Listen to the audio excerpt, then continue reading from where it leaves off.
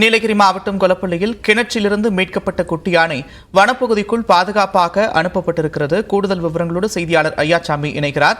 ஐயாச்சாமி, விவரங்கள். நந்தா, நீலகிரி மாவட்டம் கொலப்பள்ளியில் இன்று அதிகாலை கிணற்றில் விழுந்த குட்டி யானை 11 மணி நேரத்திற்கு பின்பு பத்திரமாக மீட்கப்பட்டது.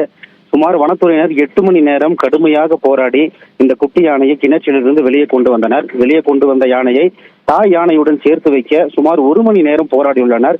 அதாவது தேயிலை தோட்டங்கள் வழியாக சென்ற காட்டு யானை வனத்துறையினரும் விரட்டியது. பின்பு தாய் யானையுடன் சேர்த்து வைக்க வனத்துறையினர் பல இடங்களில் அந்த குட்டி யானையை அழைத்து சென்றனர். அதே போல் மற்றவர்களும் துரத்தி சென்றனர். தற்போது அந்த குட்டி யானை தாய் யானையுடன் சேர்ந்து விட்டதாக வனத்துறையினர் ட்ரோன் மூலியமாகவும் கண்காணித்து வந்தனர். அந்த குட்டி யானை தற்போது தாய் யானையுடன் இணைந்து வனப்பகுதிக்குள் உலா செல்வது போல காட்சிகளை வனத்துறையினர் வெளியிட்டுள்ளது. நன்றி ஐயாச்சாமி, விரிவான விவரங்களுக்கு.